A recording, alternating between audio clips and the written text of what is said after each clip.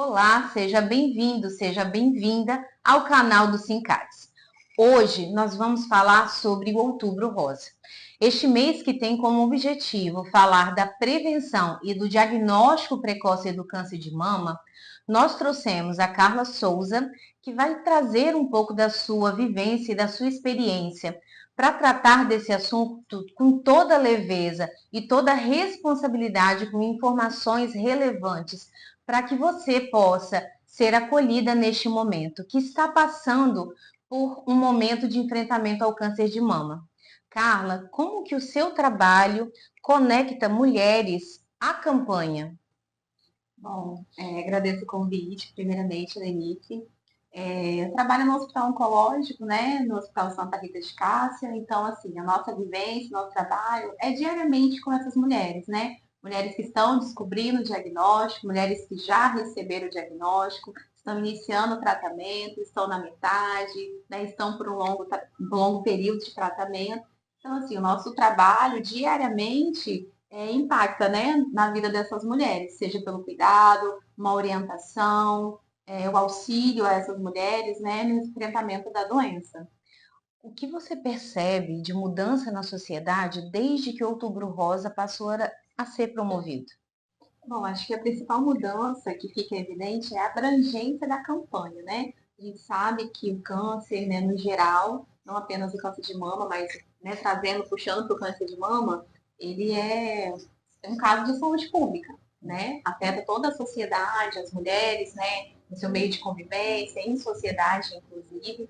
Então, assim, a abrangência a partir do movimento Outubro Rosa chegou também em lugares que talvez a gente não pensaria que chegaria, né? São empresas, escolas, né? Outros tipos de setores que também trabalham uma prevenção e tem sido muito eficaz, porque tem dado bastante resultado, né?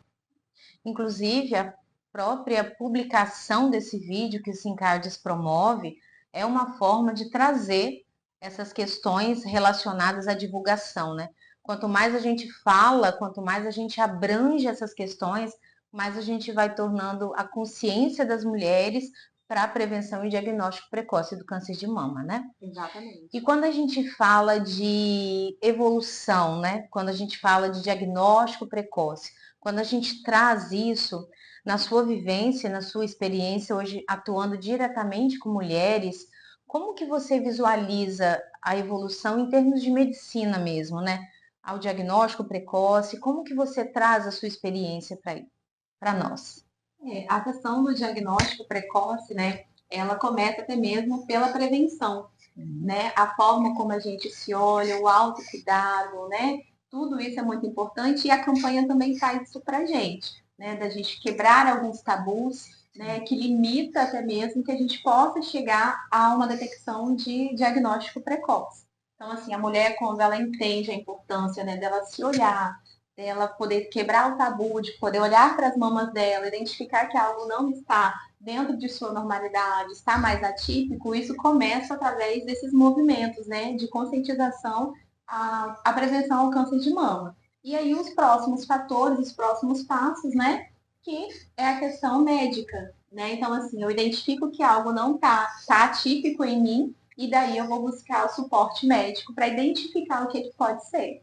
E para você que nos assiste, mulher principalmente, e só lembrando que o câncer de mama, embora em bem menor proporção, mas também afeta os homens, mas você, mulher que hoje nos ouve, a avaliação das mamas diariamente é algo importantíssimo. É através do autoexame que a Carla nos trouxe que você vai conseguir identificar de forma precoce. Uma das grandes dificuldades que hoje talvez o câncer de mama, o diagnóstico precoce seja, é que ele depende diretamente da sua autorresponsabilidade, do seu autocuidado. Ou seja, avaliação das mamas toda vez que for necessário numa avaliação médica ou mesmo em casa. Tem os períodos que são avaliáveis, né? Ou seja, uma vez por mês eu tirei para poder avaliar minha mama na hora do banho. Eu vou agendar anualmente a visita, a consulta com o ginecologista para que ele possa fazer tanto preventivo quanto a avaliação das mamas e, se for necessário, a solicitação de exames mais específicos. E a avaliação da mama, ela acontece como? Eu vou fazer para que vocês consigam acompanhar e tenha como registro aqui nesse vídeo que o Sincades promove, como se realizar, como avaliar a sua mama, tá? Os braços sempre atrás da cabeça, os braços elevados para que sua mama se projete mais elevada e você consiga ter acesso. Para você que nos assiste com algum grau de deficiência visual ou auditiva, eu estou levantando os meus braços, tá? O meu braço direito, atrás da minha cabeça. E a avaliação é sempre com a ponta dos dedos, fazendo movimento em círculos na minha mama. Eu sempre avalio a minha mama toda, em círculos, avaliando, apalpando se tem alguma massa, algum círculo, algum nódulo que me chame a atenção, principalmente para que eu discuta, que eu fale com o médico no momento da minha avaliação. Outro ponto importante de você avaliar sua mama é o seu mamilo. Então, você vai apoiar um pouco para avaliar se tem alguma secreção que possa sair do seu mamilo, alguma secreção sanguinolenta, ou seja, com cor de sangue, uma cor mais amarronzada. Essa avaliação, assim como eu fiz aqui com o meu braço direito elevado, você também vai fazer com o seu braço esquerdo na sua outra mama. Outros pontos que você também precisa ter atenção ao avaliar suas mamas. Eu preciso elevar os meus braços e a assimetria da mama precisa ser iguais. Obviamente, nós não temos uma mama exatamente igual a outra, na mesma posição, mas elas precisam ter uma simetria aceitável. Alguma coloração mais escura, mais endurecida, um tom de pele mais diferenciado, isso precisa chamar a sua atenção. Um outro ponto também é o mamilo retraído ou um tecido da sua região mamária mais retraída. Algum nódulo também aqui na região axilar precisa lhe chamar a atenção. Geralmente, o câncer evolui sem que ele starte dor. E por isso o autoexame se faz tão essencial. A autoavaliação, ela depende única e exclusivamente de você. Você, mulher, sendo o centro da sua atenção e o centro do seu cuidado. Fala para nós com relação aos avanços hoje que a medicina traz, a gente sabe que são inúmeros, né? E que bom, né, que existem tantas pesquisas direcionadas, né, ao tratamento, às questões que envolvem câncer, mas fala para nós como que esse avanço tem contribuído para que as mulheres, principalmente foco do nosso vídeo de hoje, tenham maior qualidade de vida. Então, falando a respeito de avanço, né, a gente fala sobre o câncer de mama, então, assim, a gente precisa sempre evidenciar a questão da autoestima da mulher. Então, um dos primeiros fatores, na verdade, né, que entra o sofrimento após o diagnóstico sempre é meu cabelo.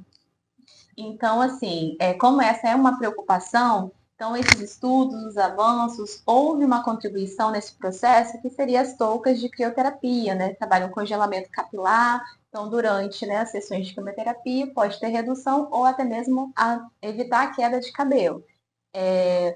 Não modifica, talvez de uma forma científica, a doença, porém no trabalho, no tratamento, né, da autoestima da mulher, isso garante a ela uma certa qualidade de vida também, né? Porque quando a gente fala sobre câncer, né, câncer de mama, trabalhando a autoestima da mulher, a gente fala sobre perdas, né? É um processo de luto você perder a sua mama, é um processo de luto você perder o seu cabelo. Então, tudo isso acaba sendo benéfico durante o tratamento, né? Por falar em qualidade de vida, né, nós temos alguns exemplos de pacientes que receberam o diagnóstico, né, tiveram esse início que é bem desafiador. Na verdade, todo tratamento é desafiador, né? Porém, a gente tenta conversar, orientar, fazer um acompanhamento para que o foco ele seja diferente. O foco seja na qualidade de vida daquela pessoa, né, que ela vai ter uma condição especial nesse momento, de mais cuidado, algumas coisas vai precisar ser evitado, mas ela ainda é uma pessoa que ela pode conseguir garantir a sua vida em sociedade. né? Ela continua sendo uma mãe, ela continua sendo uma filha, continua sendo, né, uma esposa, tendo um cônjuge, né?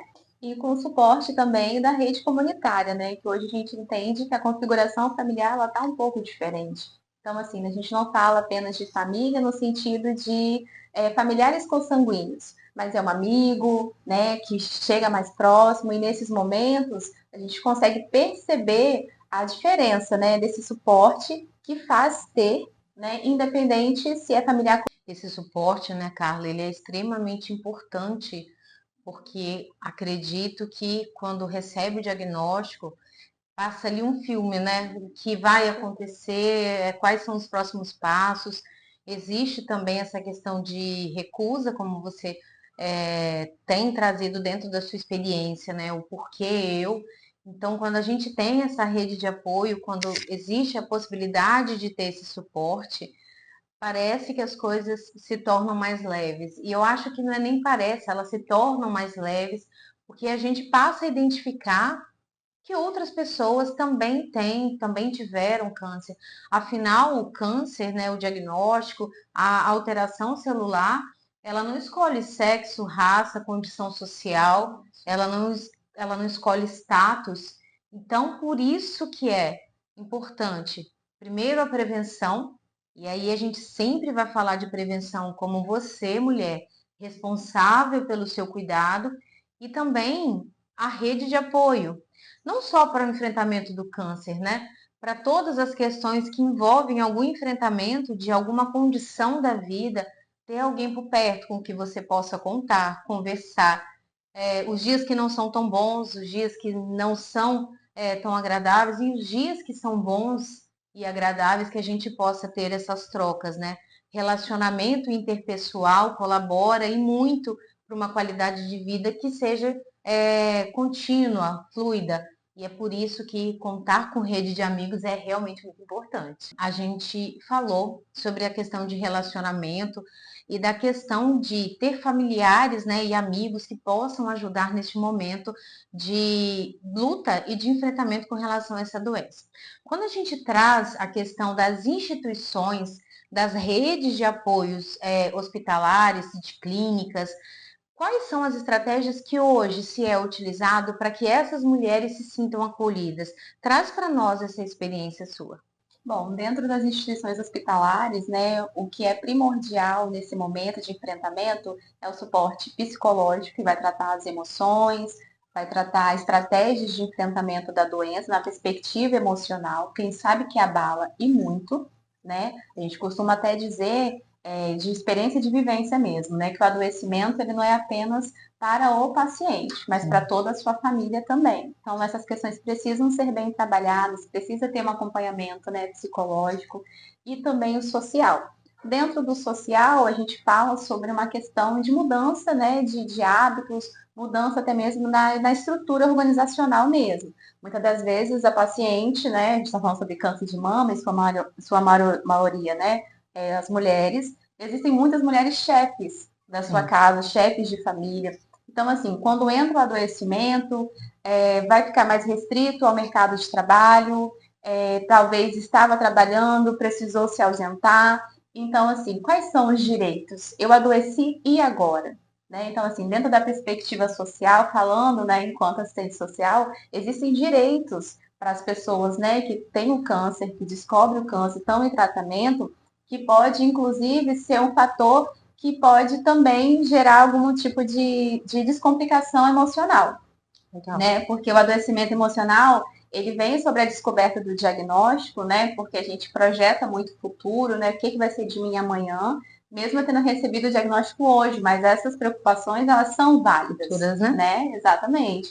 Só que quando a gente se vê dentro disso, a gente não consegue pensar outras estratégias. Então, por isso que existe, né, o profissional o psicólogo e existe o profissional do serviço social, que ele vai justamente atuar nessas áreas, né, de direcionar e redirecionar esse paciente para uma melhor estrutura de organização da vida dele. Né? Nós temos pacientes, inclusive, né, como experiência, que elas retornam ao mercado de trabalho, talvez não na mesma função que fazia, mas com readaptações, né? trabalhava-se em alguma empresa, hoje conseguiu ser um microempreendedor, trabalhando em casa, seja com costura, bordado, pinturas, né? Que geram fontes de renda e traz uma nova perspectiva também para essas mulheres e essas famílias também. Carla, você tem algum exemplo de quais benefícios hoje a pessoa com diagnóstico de câncer ela pode ter, até para que as mulheres que estejam assistindo a gente consiga identificar alguma dessas questões, né? E como você disse, trazer um suporte a mais para o enfrentamento com relação à doença. Sim, na verdade são vários, né? A gente não conseguiria deixar tudo no vídeo, mas o primordial, né, que a gente sempre fala e tenta orientar, seria o benefício de prestação continuada, que muitas pessoas não sabem, né, desse benefício e às vezes não contribuiu ou até mesmo está fora do tempo de contribuição com a Previdência e não tem nenhuma fonte de renda. Ou era um profissional autônomo que também, né, não fazia contribuição previdenciária. Então, assim, para esse tipo de público, a gente consegue sim ofertar um benefício assistencial, isso a nível, né, de governo, né? A gente consegue orientar para que esse paciente consiga ter acesso ao direito dele. Então, é extremamente importante, né? Você que está iniciando um tratamento, você que está no período de tratamento e ainda não sabe dessa informação, dentro da instituição onde você está fazendo acompanhamento, até mesmo na unidade básica de saúde, porque também tem um profissional de serviço social, você buscar essas informações, essa orientação, para que você seja encaminhada dentro da sua necessidade. E não apenas, né, na questão do direito mesmo, de buscar conhecer o direito, mas também buscar o tratamento, né?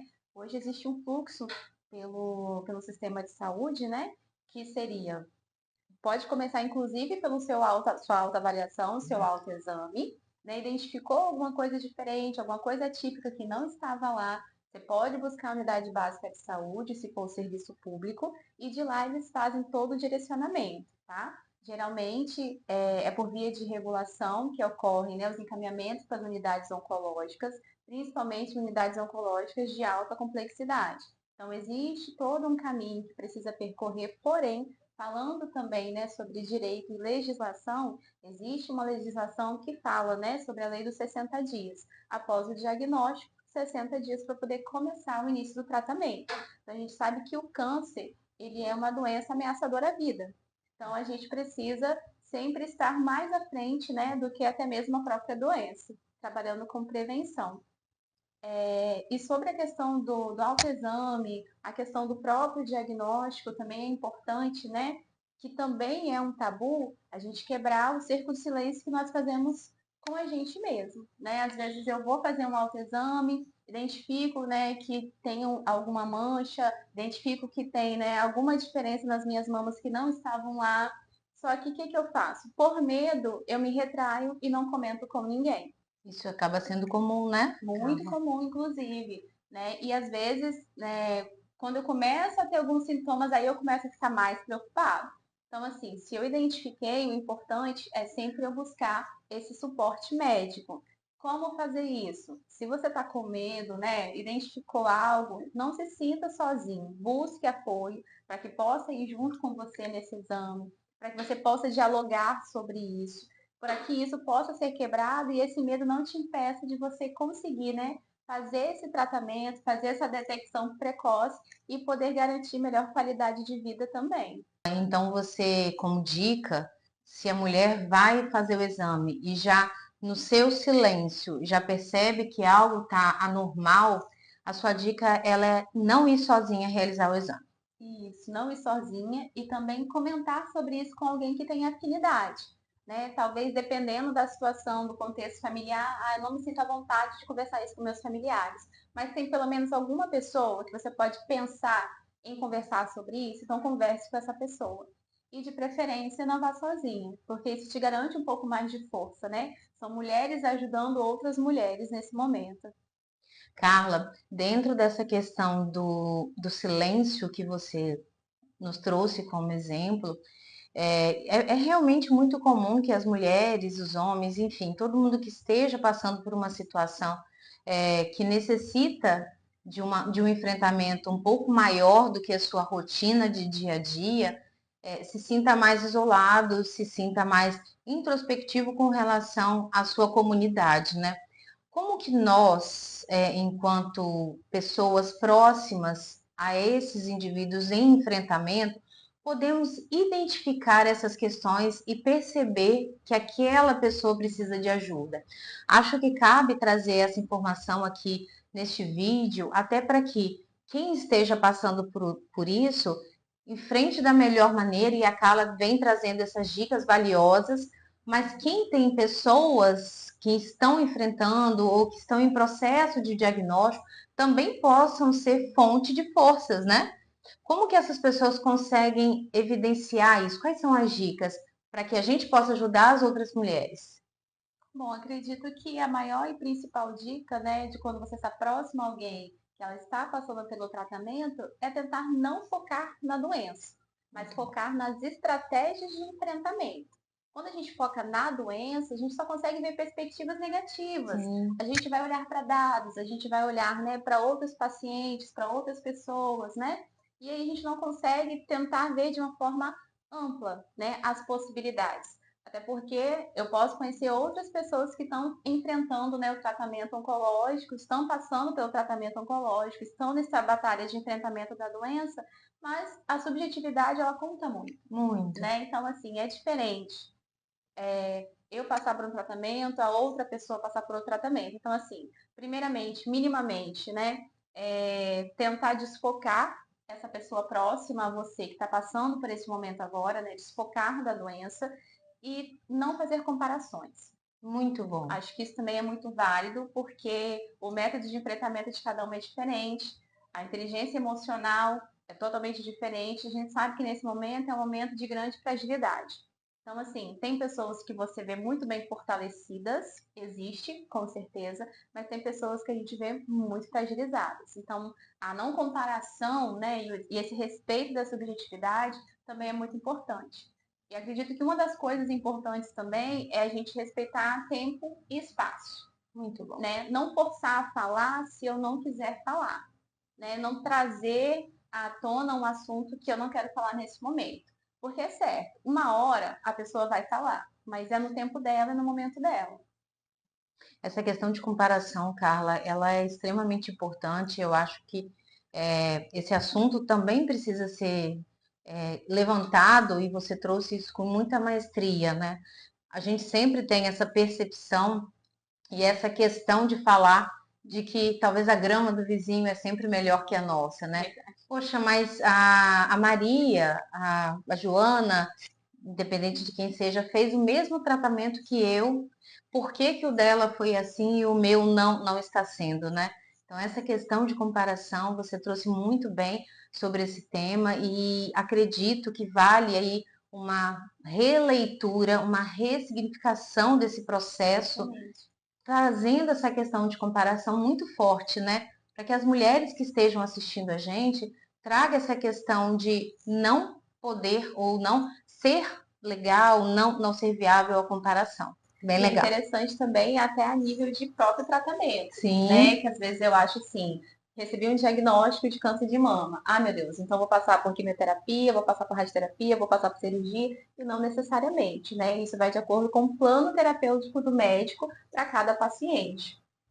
e para já caminharmos no encerramento desse vídeo, eu gostaria que você nos trouxesse, né? A gente já falou tanto sobre amor próprio, cuidado, mas qual é a sua dica principal, digamos assim, dentro deste mês de Outubro Rosa, falando sobre cuidado, né? Sobre a prevenção ao diagnóstico precoce do câncer de mama. Qual seria a sua dica? Bom, minha dica é para que a gente possa ser o cuidado com a gente mesmo que a gente gostaria de receber. Porque o amor próprio, o autocuidado, ele é um compromisso com a gente mesmo, né? Então, assim, antes mesmo da gente esperar esse cuidado de alguém, a gente precisa entender que esse cuidado precisa partir da gente. Muito bom. A gente agradece imensamente, Carla Souza, por nos deixar um pouquinho da sua experiência. A gente sabe que é um trabalho desafiador trabalhar com serviço social, com questões sociais, e principalmente trabalhar diretamente, colaborando com essas mulheres. E que bom que existem pessoas que são dedicadas assim como você. Aqui a nossa imensa gratidão. A gente agradece também ao Sincades por ser um promotor de educação, por promover vídeos assim. E a gente já convida você que esteja nos assistindo a compartilhar esse vídeo, a compartilhar com mulheres que estão passando por esse momento. A Carla trouxe dicas relacionadas a se tiver dúvidas, procure apoio em instituições que tenham relevância no assunto para que você possa ser acolhido, ser recebido com a atenção que é merecida, né, Carla? Essa rede de apoio ela está disponível, independente se for rede particular ou a rede pública, mas é necessário que você starte essa solicitação e esse pedido de ajuda. A gente agradece imensamente a vocês que ficaram com a gente até o final desse vídeo e até a próxima.